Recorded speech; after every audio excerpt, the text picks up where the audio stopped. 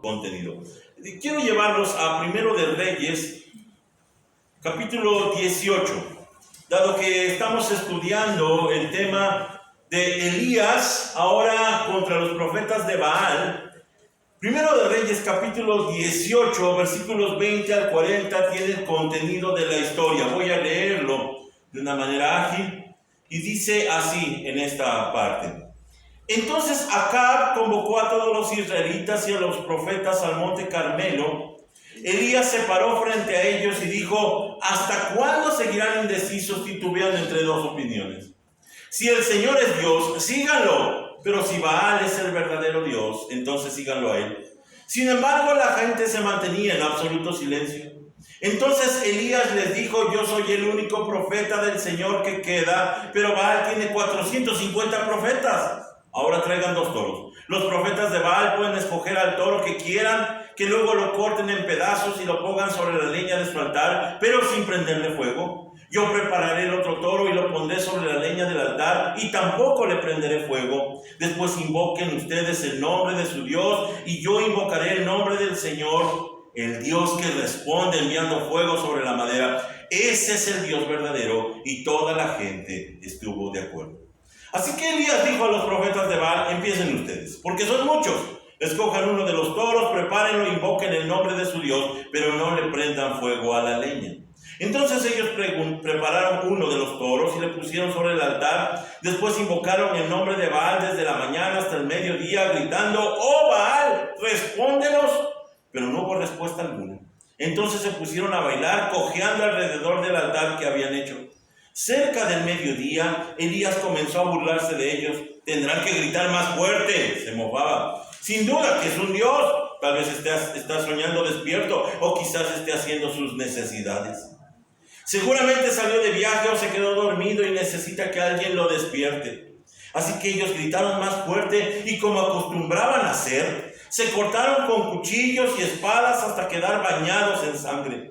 Gritaron disparates toda la tarde hasta la hora del sacrificio vespertino, pero aún no había respuesta, ni siquiera se oía un solo sonido.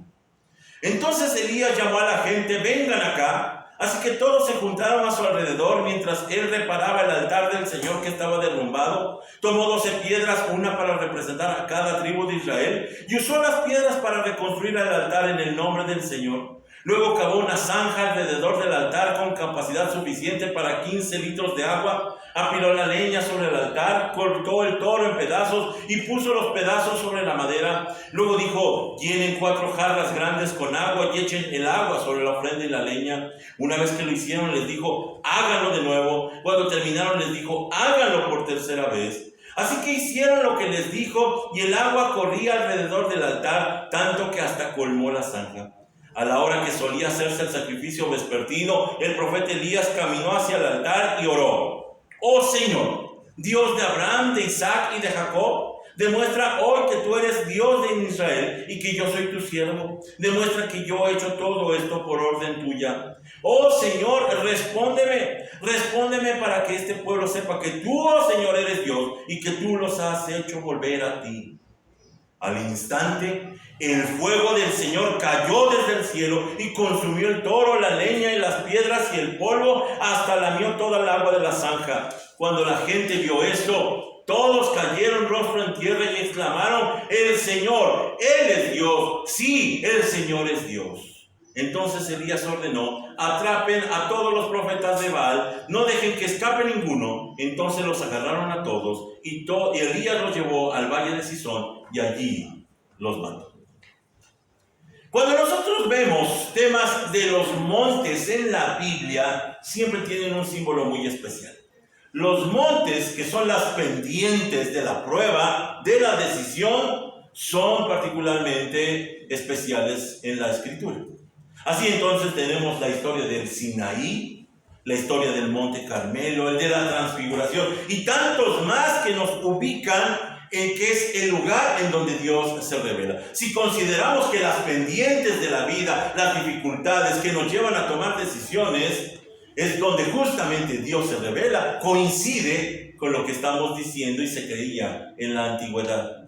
En este monte, el Carmelo, Dios llamó a su pueblo a volver a caminar con él. Originalmente al tema le había yo puesto un título estrambótico, Yahweh contra Baal.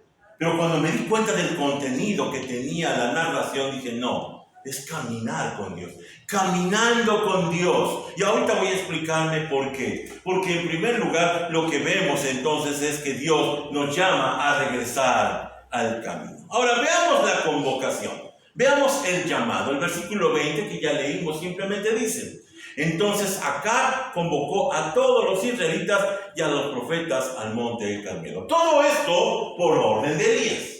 Ahora, lo primero que salta a la vista es cómo le obedece un rey a Elías. Sobre todo que Acab está tan enojado con Elías porque lo culpa de la sequía. Sin duda alguna, a estas alturas ya se dieron cuenta que las cuentas no les dan, las cosas no les salen, y después de 3 años y medio de sequía, ellos dicen, pues ya lo que sea. Sobre todo que este hombre fue el que vaticinó la sequía, pues vamos a ver qué pasa. Ya habían llegado al punto en donde se habían acabado todas las opciones. Ya no hay nada más que hacerle caso a ese raro profeta llamado Elías. Acab hace caso, los convoca a todo el pueblo y entonces surge en primer lugar el llamado divino. Y el llamado divino tiene que ver con la fe. Dice en el versículo 21, pero voy a leerlo en esta versión del Jubileo, porque utiliza una palabra que a mí me es útil. Dice, y acercándose Elías a todo el pueblo, dijo, ¿hasta cuándo cojearéis vosotros entre dos pensamientos? Si el Señor es Dios, seguidle, y si Baal, ir en pos de él. Esta palabra, cojearéis, viene del verbo hebreo pasaj. Cojear es estar entre dos caminos, y por estar en medio de los dos caminos no hay estabilidad. Están cojeando, están indecisos entre caminar con Dios o caminar con Baal, entre caminar con el mundo o caminar con el Señor.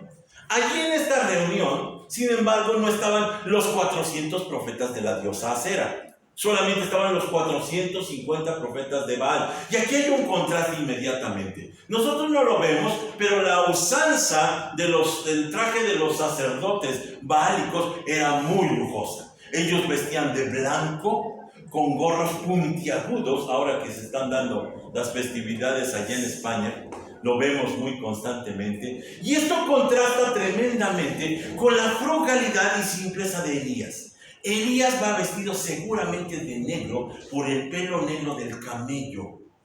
Y va desanimado. Uno solo contra los pulcros 400 profetas de Baal vestidos de blanco. Así que está desigual en todas formas esta confrontación. Y entonces encontramos allí en ese momento algo semejante, porque como estamos tocando el tema de los dos profetas y estoy alineando a Elías con Juan el Bautista, vemos cómo Juan el Bautista hace exactamente lo mismo cuando enfrenta a los religiosos tan ostentosos y que sin embargo hace un llamado diciendo: arrepiéntanse de sus pecados y vuelvan a Dios. Es el mismo llamado de Elías. Dejen de estar entre los dos pensamientos de Baal o Yahweh. Decídanse por uno, arrepiéntanse y vuelvan al Señor. Y es que el llamado es el inicio del cambio. Dios está llamando constantemente. Incluso por ahí en la música de Marcus Witt, creo que hay un canto que se llama Dios está llamando. Y Dios está llamando a cambiar nuestros caminos, a caminar con Él. La pregunta es, y escucharemos su llamado. Dice en este pasaje que ante el llamado de Elías, sin embargo, la gente se quedó callada. No dijo nada. Tal vez no se quieren comprometer en ese momento, tal vez están dudosos todavía, lo que sea, pero lo que sí vemos es que ellos guardan silencio. Ahora, ¿qué es lo que está sucediendo en este monte? Si nosotros quisiéramos aplicarlo hasta a nuestra experiencia personal, sin duda alguna, Dios está desafiando aquello en lo que confiamos. ¿En qué confía usted? Mire, muchos no están aquí sentados porque están trabajando. Confían en su trabajo. El llamado del profeta es: ¿hasta cuándo estarás cojeando entre dos caminos? Si tu trabajo es el Dios, síguelo. Pero si es Dios, síguelo a Él. Dejen de estar en esta ambivalencia, en esta dualidad. Dios desafía lo que confiamos. Así que por eso, cuando empezamos a tener problemas en el trabajo, cuando empezamos a tener problemas en la salud, cuando empezamos a tener problemas en la familia, Dios lo está desafiando. Si confías en esto, yo te voy a demostrar en quién tienes que confiar. Parece que este principio universal de Malaquías 3:10 se aplica aquí. Probadme ahora en esto, dice Jehová de los ejércitos, si no os abriré las ventanas de los cielos y derramaré sobre vosotros bendición hasta que sobreabunde. Cualquiera me podría acusar, bueno, pero no está utilizando el contexto de forma correcta, porque ahí habla del diezmo. Principio universal. Prueben a Dios. Prueben a Dios y verán si no el Señor responde de mejor manera. Allí está el llamado de Dios. Por el otro lado está el llamado humano, el llamado religioso. Dice el versículo 26 en su primera parte. Entonces ellos prepararon uno de los toros y lo pusieron sobre el altar. Después invocaron el nombre de Baal desde la mañana hasta el mediodía gritando: ¡Oh Baal, respóndenos! Pero no hubo respuesta alguna. El llamado religioso, incluso dentro de muchas congregaciones en este día, hay un punto que dice oración de invocación. Como si Dios no estuviera presente. Dios, te solicitamos que por favor te hagas presente. Esta es la idea. Y es la idea justamente que tiene el pasaje. Porque esa palabra invocar, que en el hebreo es kara, es llamar, es cumplir un requisito para que Dios venga. Ellos piensan, Baal no está aquí, tenemos que obligarlo a venir. Así entonces se llenan de ritos, se llenan de muchas situaciones para tratar de llamar la atención a Dios y que venga entonces y nos atienda. Este es el llamado religioso. Estas actividades que se llenan las iglesias están justamente con esta idea de llamar al Señor, pero no hubo respuesta.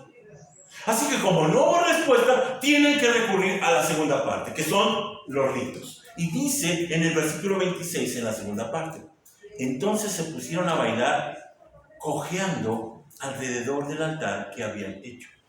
Sí, ya se dio usted cuenta. Es la misma palabra pasaje. Cojear. En primer lugar, Elías lo llama porque están caminando entre dos caminos, pasaje, caminar, cojear. Y después dice que estos, en medio de sus ritos, están cojeando.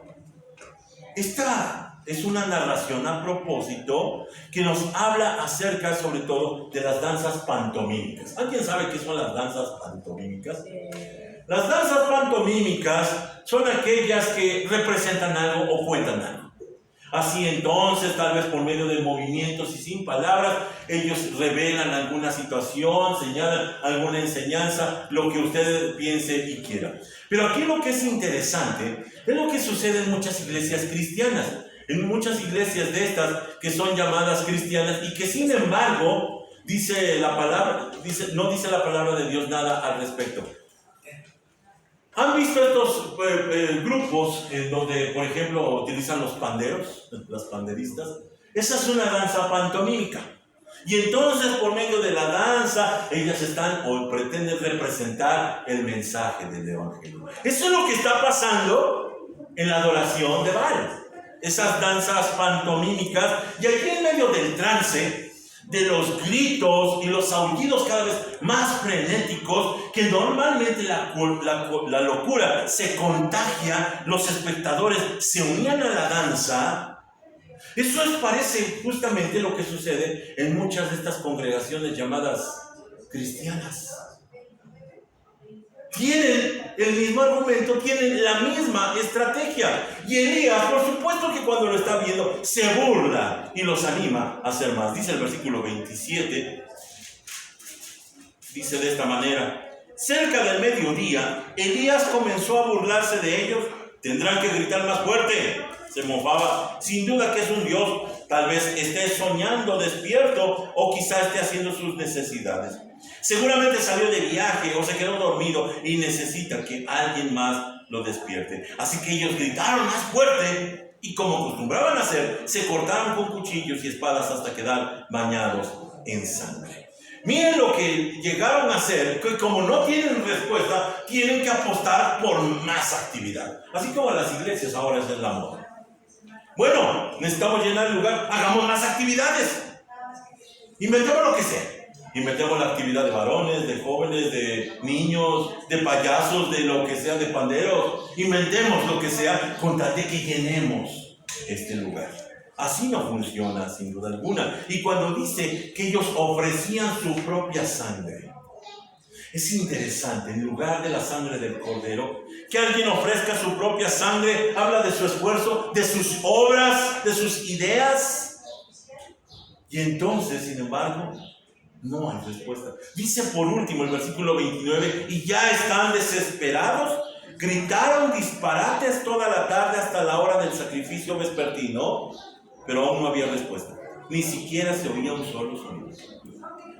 Me hace pensar ahora en el don de lenguas, y me hace pensar en toda esa locura que se genera, en ese frenesí que se genera en todos estos lugares, que me hace pensar, ¿y de veras son iglesias de Cristo? ¿O están cojeando entre dos pensamientos? Utilizan cosas del mundo con tal de ganar a algunos a Cristo. ¿Hasta cuándo continuarán de esta manera, andando con el mundo? Dice la palabra de Dios, cuando menos así estuvieron por 2 horas. Mucho o poco, no consiguieron nada, hasta que toca el turno de Elías. Y allí comienza el sacrificio. Ya leímos el versículo 29, que dice que estuvieron así hasta la hora del sacrificio vespertino. En el hebreo es Tamid Shel Ben Habarrayim, entre las 2 tardes. Entre las 2 tardes, entre las 2 y 3 de la tarde. Esto nos ubica, por supuesto, al momento del sacrificio del Cordero en Jerusalén. Al momento cuando fue crucificado el Señor Jesucristo, y allí entonces se hace un llamado y reparación del altar por parte de Elías, y ese altar abandonado representa el alejamiento de Dios. Dice el versículo 30. Entonces Elías llamó a la gente, vengan acá. Así que todos se juntaron a su alrededor mientras él reparaba el altar del Señor que estaba derrumbado. Vengan acá. Este llamado implica, den un paso al frente o den pasos al frente. Así que cuando vi este pasaje no me pude resistir, y aquí les ofrezco los 7 pasos necesarios para caminar con Dios. Quien me conoce seguramente va a decir, ¿pero qué no está usted en contra de las recetas espirituales que siempre se cocinan allí en medio de los altares cristianos? Bueno, desafortunadamente para mí, la historia así lo relata. Son 7 pasos necesarios para caminar con Dios. Pasaje, para que deje usted de cojear, para que deje de usted de estar dudando o claudicando entre 2 pensamientos. El primero de ellos es la santificación. La santificación. Aquí lo que es interesante, según lo que ya leímos, es que Elías no utiliza el altar de Baal. ¿Se dio cuenta? Ya está allí, ya está seguramente adornado, está listo. Y en lugar de que utilizara ese mismo altar, utiliza otro y levanta las piedras y las acomoda. Esto nos enseña que Dios no utiliza lo inmundo. Cuando las iglesias insisten en su mundanalidad, supuestamente para alcanzar a uno para Cristo, no es cierto. Dios no utiliza de forma sincretista ninguna de estas cosas. Aquí se derriba aquel mito: el fin justifica los medios. No. Podríamos hacer muchas fiestas para que llegara mucha gente y se nos llenaría el lugar. Pero el fin no justifica los medios. Es la santificación el primer paso para caminar con Dios. Tampoco utiliza el sacrificio. Miren, ya habían hecho el trabajo los sacerdotes de Baal. Bueno, pásenme entonces ese animal ya destazado a este lado del altar. No lo utiliza, sino que él mismo se encarga de destazar a su propio animal. Y esto nos enseña que Dios no realizará nada mientras sigamos en donde no debemos estar. Mientras sigamos en nuestra necedad, en nuestra rebeldía, Dios no va a mover un dedo. Tiene que haber un cambio. Y esto, sin duda alguna, habla de pasos de fe, cambiar algo. Y ahí vemos las historias de la palabra de Dios. Dios saca a Abraham de la comunidad de Ur y lo lleva a la nada. Después Jacob, su nieto, es sacado de la comunidad de la casa de Isaac y es llevado ahora con Labán. Después encontramos al pueblo de Israel ya establecido en Egipto y es sacado al desierto. La estrategia es la misma. Dios nos saca del lugar donde estamos porque nos santifica, nos separa. Nos santifica y nos lleva a caminar rumbo a la tierra prometida. Aquello que estamos aspirando. Dice en Hebreos 12:14. Esfuércense por vivir en paz con todos y procuren llevar una vida santa, porque los que no son santos no verán al Señor. Dice la versión Reina Valera 60, porque sin santidad nadie puede ver al Señor. Esto me hace recordar lo que en alguna ocasión ya relaté de una iglesia aquí en la ciudad de Puebla, de esa clase de escuela dominical que tenía como título en la puerta, salvos para ser santos. Yo me acuerdo que inmediatamente algo se me revolvió dentro de mí y dije, no puede ser comida porque no he desayunado. Pero no coincidía justamente con el pensamiento bíblico, sino con el pensamiento religioso. Claro, fuimos salvados para ahora dedicarnos a nuestra propia santificación. En realidad, es santos para ser salvos. Porque sin santidad nadie puede ver al Señor. Si antes Dios no nos ha apartado, si antes Dios no nos ha llamado, entonces no podemos ser salvos. Por eso lo primero que realiza el Señor es justificarnos. Quita nuestra injusticia y nos otorga su propia justicia. Así lo dice 2 Corintios 5:21.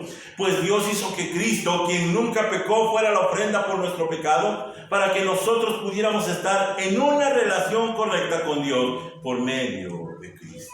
Dios santifica, y esto nos enseña algo muy importante. Dios no utiliza nuestras vidas inmundas, perdónenme que lo diga así. Dios no utiliza nuestros horarios, nuestras disposiciones humanas, sino que lo que va a utilizar es su propia vida. Dios no tiene el mismo plan que nosotros de restaurar este viejo hombre, porque este viejo hombre hay que matarlo. Tenemos que crucificarlo diariamente para que entonces la vida de Cristo sea injertada y cuando estemos muertos, Cristo viva. El apóstol Pablo lo dijo con estas palabras en Gálatas: mas ya no vivo yo, sino que Cristo vive en mí. Así que lo primero que hace el creyente en estos 7 pasos necesarios para caminar con Dios es santificarse. En segundo lugar está edificar.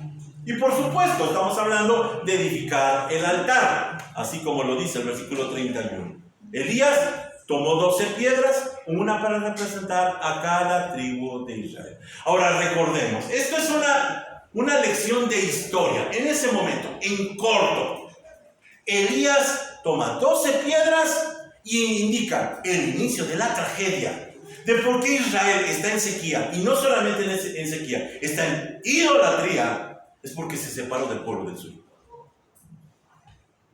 Es que tú no debías de estar aquí, no debías estar solo, debías estar unido con el pueblo de Judá. Así que este altar es un símbolo del Israel unido.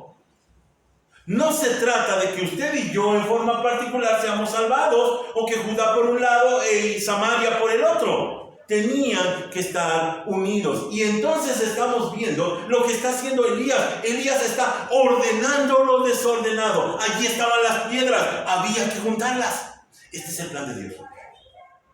Va a juntar las piedras, va a juntar las tribus, para que entonces pueda actuar. Antes de actuar en nosotros, Dios cambia las circunstancias. Dios tiene que cambiar las circunstancias. Por eso empezamos a tener problemas.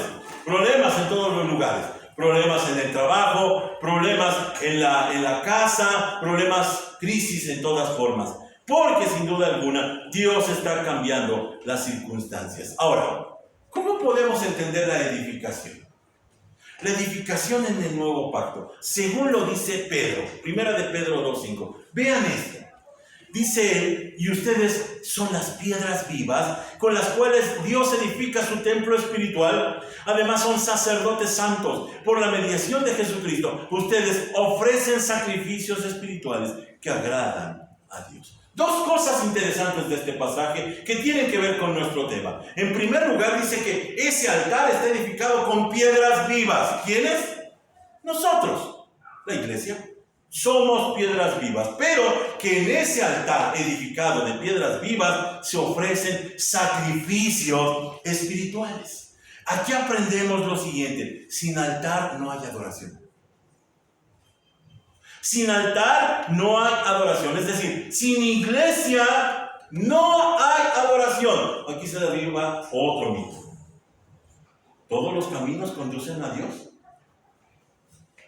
No importa lo que creas, con que seas sincero basta. El Señor Jesucristo fue muy claro y enfático: nadie llega al Padre si no es por mí. De acuerdo a lo que creamos o no creamos de Cristo, entonces podemos ser considerados iglesia o no iglesia. Hay muchos que se ostentan con el nombre de iglesia, pero sin embargo no son altares a Dios. Juan sería más tremendo cuando dice que ese tipo de construcciones son sinagogas de Satanás. Parece, funciona como si fuera una iglesia, pero no hay adoración. Allí el único altar donde se ofrecen sacrificios vivos es la iglesia de Cristo. Se edifica el altar. Tercer paso: sacrificio. Sacrificio, porque el sacrificio representa nuestra cruz. Mire lo que dice el versículo 33. Apiló la leña sobre el altar, cortó el toro en pedazos y puso los pedazos sobre la madera. La madera. Aquí el término madera en hebreo es etz. No nos diría nada etz, sino es que también se utiliza para asta, para árbol o para cruz. Esa madera no es solamente para la combustión, sino es que es sobre todo el medio que se utiliza para sacrificar a la víctima. Y entonces allí vemos que la muerte a nosotros mismos está estipulada dentro de esa analogía que está sucediendo en ese momento con Elías. Dice el apóstol Pablo, explicándolo de mejor forma en Romanos 12:1: por lo tanto, amados hermanos, les ruego que entreguen su cuerpo a Dios por todo lo que Él ha hecho a favor de ustedes, que sea un sacrificio vivo y santo, la clase de sacrificio que Él le agrada. Esa es la verdadera forma de adorar. Solamente se puede sacrificar, en este caso, en el nuevo pacto, un sacrificio vivo, no muerto. Vivo. Necesita ser un sacrificio vivo porque nos representa a nosotros. Pero también el sacrificio representa a Cristo, porque es en quién y con quién morimos.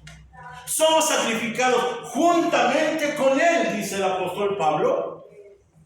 Morimos y lo necesitamos a Él. Cristo es el medio, es el cordero, es el fin, lo es todo. Por eso no podemos partir si no es por medio de Cristo. Cristo es la base, es el centro. Somos cristocéntricos porque de Él surge todo. Y es necesario para morir, pero también es necesario para resucitar. Si no estamos en Cristo, no podemos morir, sino que morimos en nuestros propios delitos y pecados, sino que también lo necesitamos para resucitar y vivir una vida nueva. Escuche esto: no hay bendiciones hasta que morimos. No hay verdaderas bendiciones hasta que morimos. Tal vez usted me pueda presumir que en esta semana se compró un carro. Eso no es una bendición. Verdaderas bendiciones es tener una vida en paz con Dios. Verdaderas bendiciones es tener fe. Verdaderas bendiciones es tener este libro y entenderlo. No hay bendiciones hasta que morimos. Por eso el Señor dijo en Juan 12:24: les digo la verdad, el grano de trigo, a menos que sea sembrado en la tierra y muera, queda solo. Sin embargo, su muerte producirá muchos granos nuevos, una abundante cosecha de nuevas vidas. No hay vida nueva sin muerte previa. No funciona así. Ahora, aquí surge una ironía. Surge algo que verdaderamente es tremendo. Porque lo que deseamos como bendición muere con el viejo hombre. Y ahora nuestros anhelos son otros. Antes yo quería restaurar mi matrimonio. No es que ya no quiera restaurar mi matrimonio. Pero ahora veo que mi matrimonio puede glorificar a Cristo. Ya no deseo aquello que antes deseaba. Porque he sido muerto en Cristo y resucitado a una vida nueva. Cuarto paso, arrepentimiento. Arrepentimiento. Dice el versículo 33, usted va a decir, ¿cuándo dice arrepentimiento? Luego dijo, llenen 4 jarras grandes de agua y echen el agua sobre la ofrenda y la leña. Juan el Bautista fue el que inmortalizó y el que definió el arrepentimiento como el bautismo en agua. Y allí vemos la analogía. Juan el Bautista está llamando al arrepentimiento y después entonces los introduce a las aguas del bautismo. Aquí hay 2 cosas que son muy interesantes. En primer lugar, cuando ya está dispuesto el altar, está el sacrificio, pide que haya representantes, cuando menos 4 representantes del pueblo, que lleguen con sus jarras y mojen, empapen ese sacrificio. Allí están los representantes del pueblo que derraman agua. Ahora, para cualquier judío de ese entonces no era nada extraordinario derramar agua. De hecho, ellos tenían una fiesta que se llamaba el Nisur Hamayim, el derramamiento del agua. Ese derramamiento de agua se hacía en determinado momento y es justo cuando el Señor grita allí en el libro de Juan, todo el que tenga sed, venga a mí. De su interior correrán fuentes de agua viva. Es justo en esa fiesta, en Nisur Hamayim. Así que la idea de lo que están haciendo ellos al derramar el agua, saben lo que está significando. Significa arrepentimiento. Significa volver a Dios. En ese momento está sucediendo eso. Segundo lugar, dice que lo hicieron, según el versículo 34, por 3 veces. Háganlo por tercera vez. Ahora, si usted es curioso y es matemático, 4 jarras por 3 veces es 12. Otra vez, 12 piedras, 12 jarras. Y está hablando nuevamente del símbolo del Israel unido. Y escuche, no podía existir la salvación solamente con los judíos del sur. Tenían que estar las 12 tribus. Por eso el apóstol Pablo, cuando está hablando en Romanos capítulo 11, versículo 26, dice, y entonces todo Israel será salvo. Como dicen las Escrituras, el que rescata vendrá de Jerusalén y apartará a Israel de la maldad. Cuando las tribus son reunidas, surge la salvación. Nosotros que pensamos, bueno, pues me salvo yo allá a ver ellos cómo le hacen. Tenían que estar unidos. Y allí vemos el símbolo del nuevo pacto, en donde se está señalando a la iglesia que es la reunión perfecta de lo imposible. Samaritanos, etíopes, judíos, mexicanos están en la iglesia. Esa reunión maravillosa que ahora significa la iglesia solamente podía suceder en el nuevo pacto, no con el Israel infiel, que se fracturó, se dividió una y otra vez. No podían estar juntos. La iglesia es un milagro de Dios. Y es que la base de la pertenencia al Israel espiritual, es decir, a Cristo, es el arrepentimiento. Por eso dijo Juan el Bautista, demuestren con su forma de vivir que se han arrepentido de sus pecados y han vuelto a Dios. ¿Se fijó? Muchos situarían antes de la santificación el arrepentimiento. Primero me arrepentí y después Dios me salvó. ¿De qué se va a arrepentir si ni siquiera está consciente de quién es y qué hace? El arrepentimiento surge después de que Dios ha rescatado a la persona. Y el arrepentimiento no es un acto de contrición y de unas lágrimas de cocodrilo, sino que es una vida arrepentida. Y dice Juan, demuestren que se han arrepentido y que han vuelto sus pasar a Dios. Este es el llamado de Elías. Él termina con esta parte, versículo 37. Oh Señor, respóndeme para que este pueblo sepa que tú, oh Señor, eres Dios y que tú los has hecho volver a ti, regresar a Dios. Quinto lugar, la consagración. La consagración del altar. Dice el versículo 36. A la hora que solía hacerse el sacrificio vespertino, el profeta Elías caminó hacia el altar y oró: oh Señor, Dios de Abraham, de Isaac y de Jacob, demuestra hoy que tú eres Dios en Israel y que yo soy tu siervo. Demuestra que yo he hecho todo esto por orden tuya. Miren lo que está haciendo. No utiliza el altar de Baal, no utiliza el sacrificio de Baal, sino que aparte de todo deja claro: este altar está dedicado ¿a quién? Al Dios de los padres. Y menciona a Abraham, Isaac y Jacob. Los israelitas no sabían. Baal no tenía nada que ver con Abraham, Isaac y Jacob. Él regresa al Dios del inicio. Y con esto termina con el sincretismo. Termina con el cojear entre dos pensamientos. Baal o Yahweh. Simplemente define: lo he hecho por ti. Tú eres el Señor. Por eso dice Romanos 8:30 en la Nueva Biblia Viva. Y a los que predestinó, también los llamó. Y a los que llamó, también los hizo justos. Y a los que hizo justos, los glorificó. ¿Se dio cuenta? Todo lo dice en pasado. No dice, los santificará, los glorificará. Estoy esperando mi glorificación. Dice que ya estamos glorificados. Ya estamos consagrados para el Señor. Sexto lugar, sexto paso, el milagro. Todo lo anterior es preparado para este momento y es importante, pero fue Dios, no Elías, el que hizo el milagro. Dice el versículo 38, al instante el fuego del Señor cayó desde el cielo y consumió el toro, la leña, las piedras y el polvo hasta el amioto del agua de la zanja.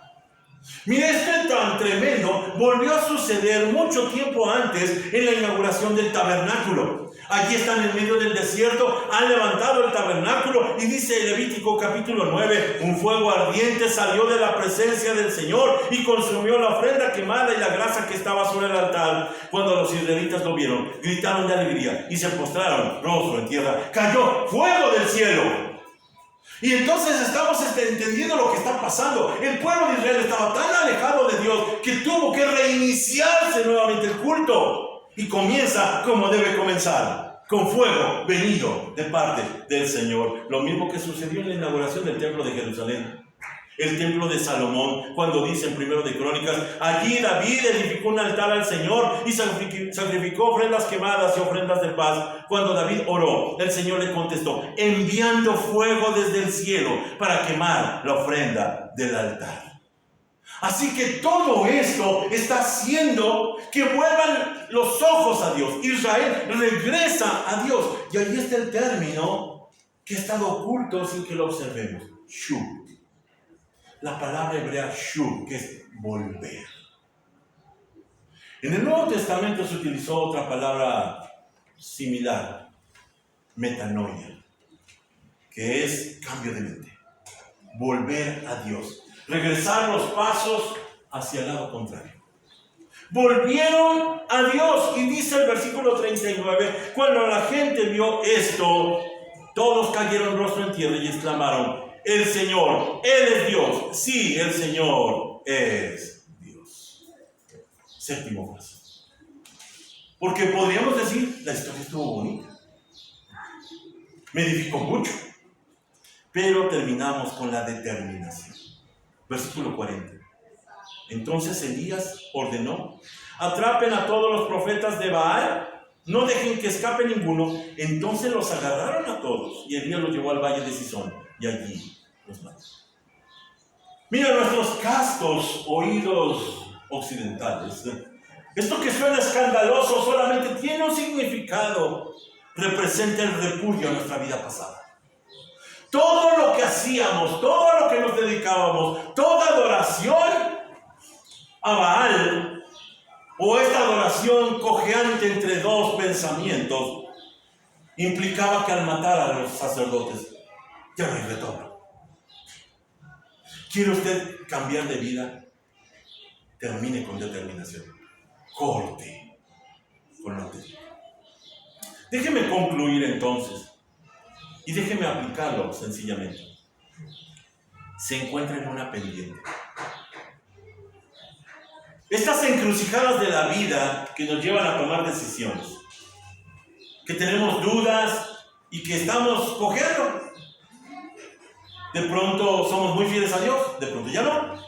Y parece que patinamos de un lado al otro. Nos lleva Dios a tomar una decisión de tomar pasos hacia Él. Es justamente también de lo que hablaba Santiago en su capítulo 1. Dice, su lealtad está dividida entre Dios y el mundo y son inestables en todo lo que hacen. Dice la Reina Valera, son de doble ánimo. Un poco están acá, otro tanto están acá. El llamado del profeta Elías, el llamado de Juan el Bautista es a regresar a Dios. Tal vez íbamos bien, tal vez comenzamos con ánimo, pero algo nos distrajo. O detuvimos nuestro paso, o cambiamos de dirección. Es válido porque somos humanos, es válido porque no somos perfectos, somos falibles, pero tal vez este sea el momento de decir, Señor, esto me quedó a mí. Tomo decisiones. Oremos al Señor. Te agradecemos, Dios, por tu palabra, por tu llamado.